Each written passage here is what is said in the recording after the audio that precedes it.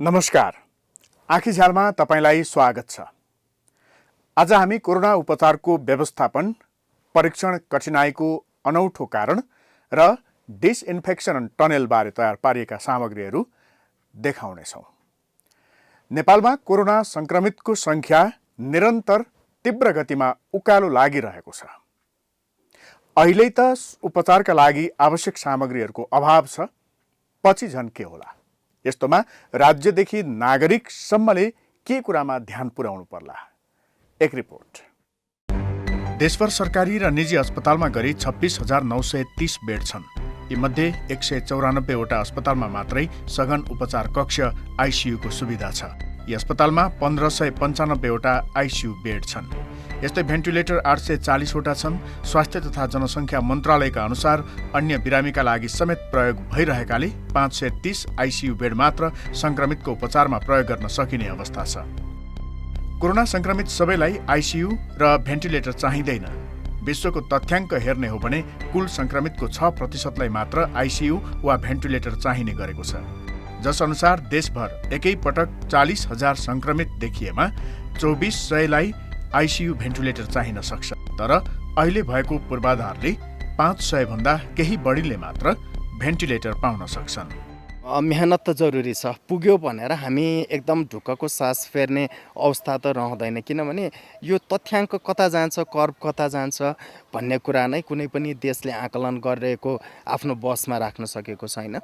हामी तयार त एकदमै हो, for the best prepare for the worst भन्ने सिद्धान्त लिएर लगभग 40,000 जति व्यक्ति सङ्क्रमित हुन्छन्, 1000 जनासम्मको त निधन हुन सक्छ कि भन्ने त्यो एउटा आकलनभित्र रहेर तयारी जुटाउँदा राम्रो हुन्छ हाम्रो देशको सन्दर्भमा जस्तो लाग्छ। त्यसकारण तयारी त अझ थप गर्नुपर्छ। यतिखेरको तयारीमा चाहिँ 2-3 वटा कुरा छ कि आइसोलेसन वार्ड त्यो एकदमै महत्त्वपूर्ण छ। क्वारेन्टिन भनेको एउटा कार्यविधि र त्यसको चाहिँ निश्चित मापदण्डभित्र रहेर हुने गरेर तय गर्नु जरुरी छ। त्यसमा सबै सङ्घले गर्नुपर्छ भन्ने छैन।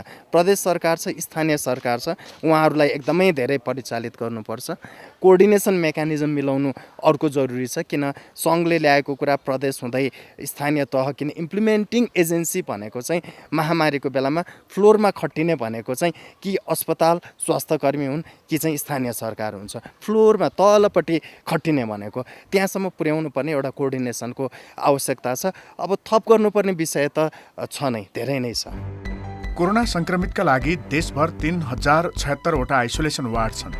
अरू देशमा सबै कोरोना संक्रमितलाई अस्पतालको आइसोलेसन वार्डमा नराख्ने गरिएको भए पनि नेपालमा अहिलेसम्म संक्रमण देखिएका सबैलाई आइसोलेसनमा राख्ने गरिएको छ। यस प्रकार संक्रमित बढ्दै जाँदा समस्या पर्न सक्छ। क्वान्टिटी बढाउन त यतिखेर आएर सक्छ भन्ने त्यस्तो धेरै हामी एजम्सनमा कुरा पनि नगरौँ, व्यावहारिकताको धरातल पनि टेकौँ हैन। भनेपछि अब क्वालिटी र बेस्ट युटिलाइजेसन तिर जानुपर्ने हुन्छ। एउटा मास म्यानेजमेन्टको शैली हुन्छ। त्यो भनेको के हो भन्दाखेरि स्थानीयतालाई हेरेर त्यहाँ कति आवश्यकता छ, त्यहाँभित्र अस्पताल कति छन्, स्वास्थ्य संस्थाहरू कति छन्, एम्बुलेन्स कति छ, चिकित्सक त्यहीँ खटिन सक्ने कति छन्, त्यतिलाई भ्याउँछ कि भ्याउँदैन भनेर त्यो एउटा लोकलाइजेसन अफ यो पेन्डेमिक म्यानेजमेन्ट भन्ने त्यो महत्त्वपूर्ण हुन्छ कि त्यो गर्न सक्दाखेरि भएकोलाई नै बेस्ट इम्प्लिमेन्टेसन चाहिँ गर्न सकिन्छ। अब यतिखेर थप्नको लागि त हेर्नुहोस्, अब सैद्धान्तिक रूपले त थप्नुपर्ने हुन्छ। व्यवहारिक ढङ्गले न भेन्टिलेटर पर्याप्त मात्रामा संसारभर छ। यतिखेर आएर अर्को अस्पताल बनाउने कि भएको अस्पताललाई उचित व्यवस्थापन गर्ने अहम प्रश्न छ नि त। सो भएकोलाई राम्रोसँग चाहिँ प्रयोगमा ल्याउँ, उपयोग गरौँ, कोअर्डिनेसन मिलाउँ भन्न चाहिँ बढी उपयुक्त हुन्छ होला। देशभरका निजी र सरकारी गरी 111 वटा अस्पताललाई मात्रै कोभिड क्लिनिक चलाउन अनुमति छ। कोरोना संक्रमितको उपचारका लागि 3 तहका कोभिड अस्पताल स्थापना गरिएको छ। संक्रमितको स्वास्थ्य अवस्था हेरेर उनीहरूलाई यी अस्पताल भर्ना गरिन्छ। तह 1 अस्पताल 3 वटा, तह 2 12 वटा र तह 3 का कोभिड अस्पताल 13 वटा छन्। कोभिड संक्रमण रोकथामका लागि तयार पारिएको कार्ययोजना अनुसार तह 1 का अस्पतालले गम्भीर खालका संक्रमित, तह 2 का अस्पतालले मध्यम र गम्भीर खालका र तह 3 का अस्पतालले सामान्य खालका संक्रमितको उपचार गर्नेछन्। अब एक नम्बरमा त मैले देख्दाखेरि राज्यले मात्रै चाहेर वा स्वास्थ्य जगतले मात्रै चाहेर यो समस्याको समाधान हुँदैन। नागरिक र परिवारको भूमिका अहम हुने देख्छु। नागरिकले आफ्नो जिम्मेवारी, आफ्नो अनुशासन, हाम्रो यहाँ त लोकल पिपुलहरूले गोकर्णेश्वर नगरपालिकामा एउटा नागरिक संहिता नै बनाएर जारी गरेका छौँ। पछि नगरपालिकाले पनि इन्डोर्स गरिदिएको छ।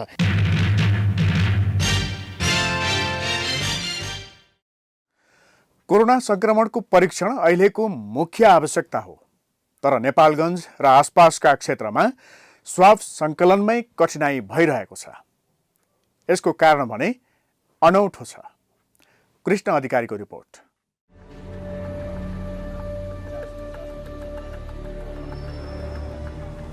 सुर्ती, पान, गुटका र सुपारी नेपालको एउटा जनस्वास्थ्य समस्या हो। हाम्रा धेरै देशवासी, अझ विशेष गरी तराई क्षेत्रमा बस्ने नेपालीहरू यसको लतमा नराम्ररी फँसेका छन्। सामान्य अवस्थामा नेपालगञ्जको गणेशपुर चौकमा पान पसल गर्ने राकेश पटहर हरेक दिन 12 देखि 1500 बिडा पान र 4-500 प्याकेट गुटका बेच्थे। अहिले लकडाउनका कारण उनको मात्र होइन, नेपालगञ्जका 100 भन्दा बढी पान पसलको व्यापार घटेको छ। नेपालीहरू पान खान छाडेर गुटका खान थालेका छन्।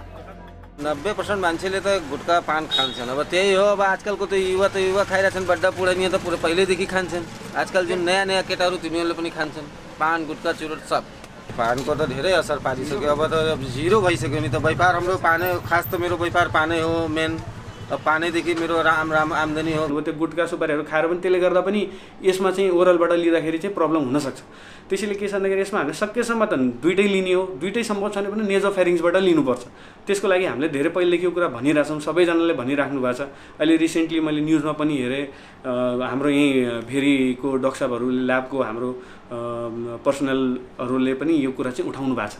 त्यो चाहिँ मेरो विचारमा एकदमै ध्यान पुर्याउनु पर्ने कुरा हो अहिलेको टाइममा। त्यसले गर्दा पनि धेरै केसहरू मिस हुन सक्छ। नेपालीको पान, गुटका र सुर्ती खाने अमल यति बेला कोभिड-19 को परीक्षणमा टाउको दुखाइको विषय भएको छ। यस्ता अमलीको घाँटीबाट सङ्कलन गरिएको स्वाबमा समेत सुपारी लगायत विभिन्न केमिकलको मात्रा भेटिने गरेको छ। अनि स्वाब PCR प्रविधिबाट परीक्षण गर्दा पनि कोरोना संक्रमित भए नभएको यकिन गर्न धेरै समस्या हुने गरेको छ। स्याम्पल कलेक्सन गर्नुभन्दा अगाडि नै हाम्रो चाहिँ कि त आधा घन्टा अगाडि चाहिँ कमसेकम एकचोटि कुल्ला गरेर त्यो पान गुटकाहरू नखाइदियो भने चाहिँ स्याम्पलहरूमा चाहिँ हामीले अधिकांश स्याम्पलहरूमा हामीले चाहिँ कि त्यो पान गुटकाहरूका ट्रेसेसहरू भेटाएका छौँ। त्यसका मात्राहरू देखाएको छौँ। कुनै चाहिँ पानी आउने, कहिले सुपारीका टुक्रै भेटिने। त्यसले गर्दाखेरि हाम्रो रिजल्टमा चाहिँ कि त्यो नकारात्मक असर पर्छ। त्यसले गर्दाखेरि रिजल्ट भेरिएसन हुन्छ, PCR इनिबिट हुने सम्भावनाहरू हुन्छ। त्यही भएर हामीले चाहिँ समुदायमा के बुझाउनु पऱ्यो भन्दाखेरि स्याम्पल कलेक्सन, राम्रो प्रपर स्याम्पल कलेक्सन गर्नको लागि तपाईँहरूले चाहिँ कमसेकम आधा घन्टा अगाडि चाहिँ पानीले कुल्ला गरेर चाहिँ बसिदिनु भयो भने चाहिँ हामीलाई चाहिँ सहज हुन्छ र राम्रो स्याम्पल पनि आउँछ। राम्रो स्याम्पल आउने बित्तिकै हाम्रो चाहिँ रिजल्टहरू चाहिँ राम्रो आउँछ। अर्कोतिर कोभिड-19 को परीक्षणलाई अचूक बनाउनका लागि सम्भावित संक्रमित व्यक्तिको घाँटी र नाक दुवै ठाउँबाट स्वाब सङ्कलन गर्नेमा जोड दिन थालिएको छ। घाँटीबाट मात्रै सङ्कलन गरिएको स्वाबको परीक्षणबाट धेरै व्यक्तिको रिपोर्ट नेगेटिभ आउन सक्ने जोखिम हुने बताइएको छ। हामीले स्याम्पल दिने बेलामा हामीले फर्म भर्ने बेलामा राम्ररी फिलअप गरेका छौँ कि छैनौँ होइन।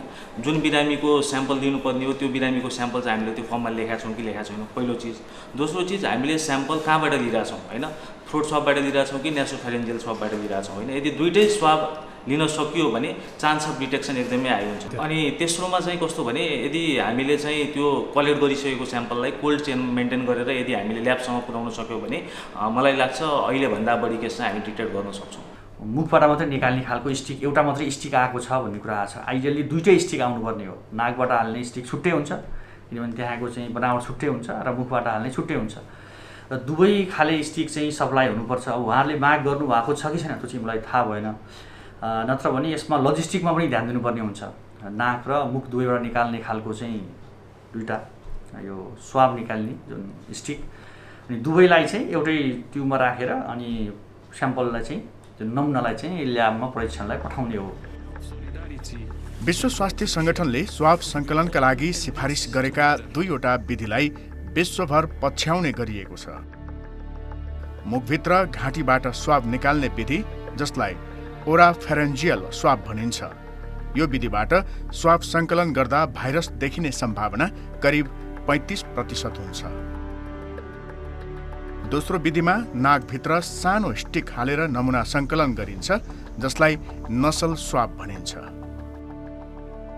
यो विधिबाट स्वाब सङ्कलन गर्दा भाइरस देखिने सम्भावना करिब 65% हुन्छ। सम्भावित संक्रमित व्यक्तिबाट घाँटी र नाक दुवै ठाउँबाट सङ्कलन गरिएको स्वाब परीक्षण गर्दा संक्रमित भए नभएको यकिन गर्न सकिने सम्भावना निकै बढी हुन्छ। घाँटी र नाक दुवै ठाउँको स्वाब सङ्कलन गर्नका लागि 2वटा छुट्टा छुट्टै स्टिक आवश्यक पर्छ।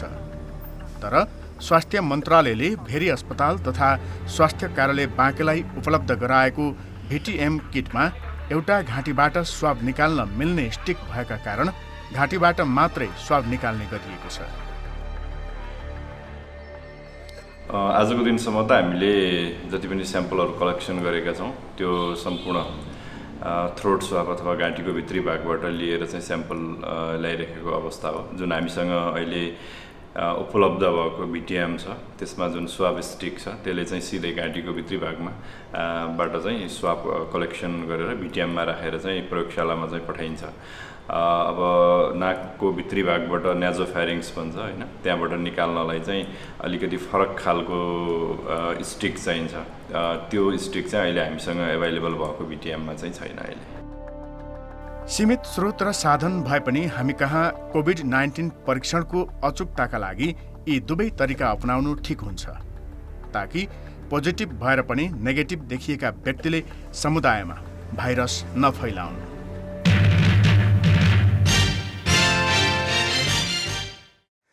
कतिपय ठाउँमा चाहिँ अहिले डिसइन्फेक्सन टनलको प्रयोग भइरहेको छ। उद्देश्य राम्रो भए पनि यसले मानव स्वास्थ्य र पर्यावरणलाई समेत राम्रो चाहिँ गर्दैन। गोपालजङ थापाको रिपोर्ट। कोभिड-19 सँगै नेपालमा डिसइन्फेक्सन टनेलको फेसन चलेको छ। यी टनेल मार्फत गाडीलाई उस्तै परे मानिसलाई पनि रसायन छर्किन्छ। यसमा सामान्यतया सोडियम हाइड्रोक्लोराइड नामक रासायनिक पदार्थ प्रयोग गरिन्छ। यो रसायन जलचरका लागि त विष नै हो। काठमाडौँ उपत्यकामा यति बेला 2 स्थानमा भेहिकल डिसइन्फेक्सन टनेल सञ्चालनमा आएका छन्। सवारी साधनमा टाँसिएर आउने जीवाणुहरूलाई नष्ट गर्ने उद्देश्यले उपत्यकाको मुख्य पूर्वी नाका जगाती र पश्चिमी नाका नागढुङ्गामा यी टनेल सञ्चालित छन्। हामीले के भने कुनै पनि कीटाणु गाडीमा टाँसिएको छ भने त्यो कीटाणुलाई डिसइन्फेक्ट गरिदिउँ र पखालिदिउँ, कीटाणु रहित बनाऊ भन्ने मात्र उद्देश्यले हामीले गरेका हौँ। नागढुङ्गामा सञ्चालित टनेलका लागि चन्द्रगिरी नगरपालिकाले नै कर्मचारीको व्यवस्था गरेको छ। आवश्यक पानी उपत्यका खानेपानी स्रोत तथा ट्याङ्कर व्यावसायिक केन्द्रले उपलब्ध गराउँछ। जगातीमा स्थापना गरिएको टनेल भने प्रहरीले नै चलाउने गरेको छ। 24 घण्टा सञ्चालित टनेल गाडी आएको बेला मात्र चालु गरिन्छ। आफ्नो क्षेत्रभित्र बनाइएका टनेलको आवश्यक सुरक्षा र दीर्घकालीन व्यवस्थापनको दायित्व समेत स्थानीय सरकार र नेपाल प्रहरीलाई दिइएको छ। यो डिसइन्फेक्सन टनेलमा चाहिँ हामीले चाहिँ नोटिस पनि जारी गरेका छौँ र हामी यो टनेलबाट मोटरसाइकल चाहिँ छिराउँदैनौँ र झ्याल नभएको सवारी साधनलाई पनि हामीले चाहिँ एरो दिएर चाहिँ डाइभर्सन मिलाएको छौँ। उताबाट आउँछ र चाहिँ त्योभन्दा यतातिर हामीले अर्को चाहिँ नोटिस लगाएको छौँ। जुन गाडीको झ्याल ढोका लगाएर मात्रै यसमा छिर्नु होला, टनेलभित्र छिर्नु होला भनेर चाहिँ सूचना लगाएको छौँ। त्यो आएको गाडीहरू चाहिँ हाम्रो चाहिँ त्यो पोस्टबाट चाहिँ यसको चाहिँ अपरेसन हुन्छ, त्यहाँबाट अन अफ हुन्छ स्विचहरू र यो टनेलमा आइसकेपछि चाहिँ स्प्रे गरिसकेपछि बल्ल चाहिँ हाम्रो चेकपोस्टमा जान्छ। चेकपोस्टमा गइसकेपछि त्यसको इन्ट्री हुन्छ। इन्ट्री गर्दा कस्तो प्रकारको गाडी हो, जस्तै टाढाबाट आएको, नजिकबाट आएको, खाद्यान्नको, तरकारीको अथवा कुन गाडी हो अथवा कहाँ जाने हो, त्यो सबै कुराहरूको हामी रेकर्ड मेन्टेन गर्छौँ। अब यो सुरु त भयो, र हाम्रो नगरपालिकामा परेको हुनाले यसलाई चाहिँ निरन्तरता दिनको लागि सूर्य विनायक नगरपालिकाले एकदम सोच विचार गरेरै यो ठाउँमा यो राखेको छ।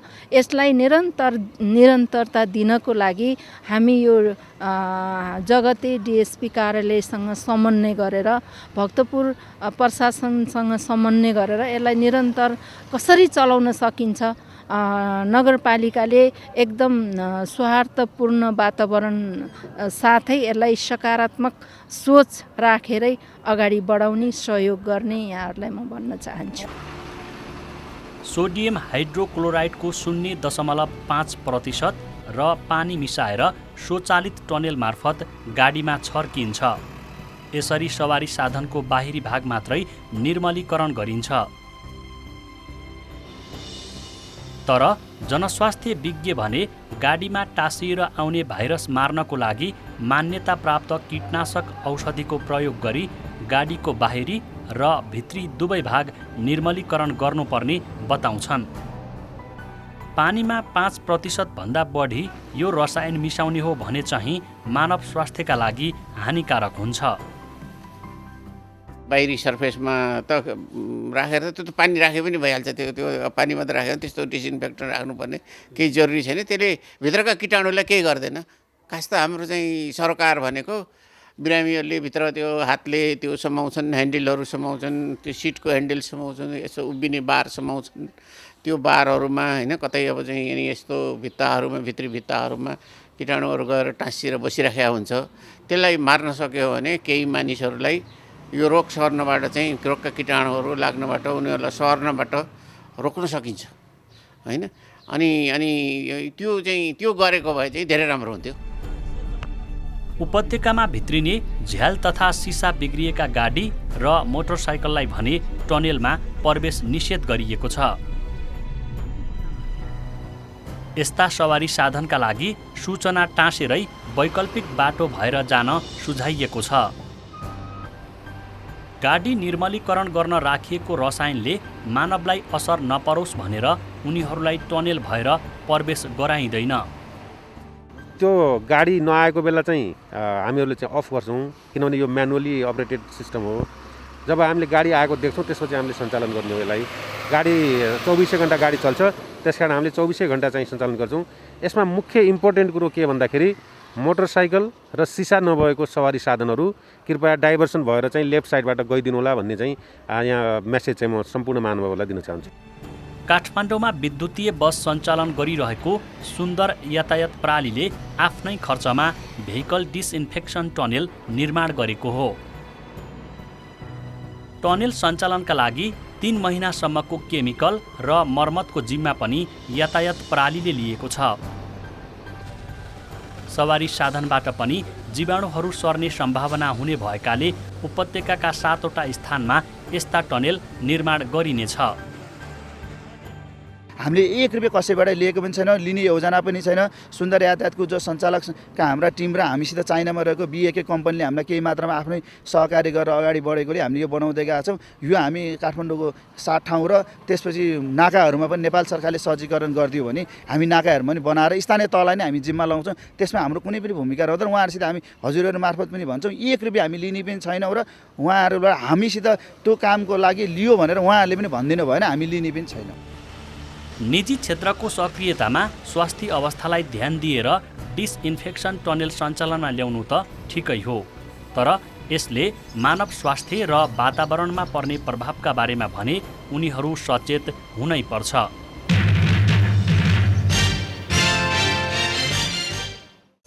आँखीझ्याल फेसबुक र युट्युबमा पनि हेर्न सकिन्छ। हाकाहाकीonline.com मा आँखीझ्याल हेरी त्यसै मार्फत सुझाव तथा प्रतिक्रिया पनि पठाउन सकिन्छ।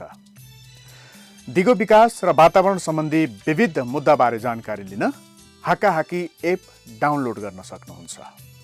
हस्त आजको आँखीझ्याल यति नै। अर्को साता यही समयमा समसामयिक विषयवस्तु लिएर हामी फेरि आउनेछौँ।